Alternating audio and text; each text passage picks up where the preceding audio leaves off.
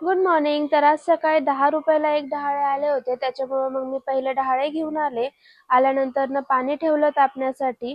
मग आंघोळ करून घेतली आणि नंतर स्किन केअर केलं आणि केस धुतले होते, त्याच्यामुळे पहिले सुकवून घेतले. मग सिरम लावून घेतलं केसांना आणि हे सगळं मी गॅलरीत करत होते, कारण की आतमध्ये पुसायचं काम चालू होतं. आणि पुसताना जर आतमध्ये केस पाडले तर सगळ्यांनाच माहिती की काय होतं.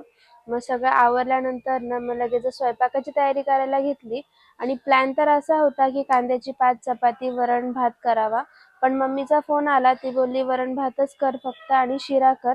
मग काय लगेचच प्लॅन चेंज केला आणि डाळ लावली कुकरला आणि एका साईडला लगेचच शिरा करून घेतला.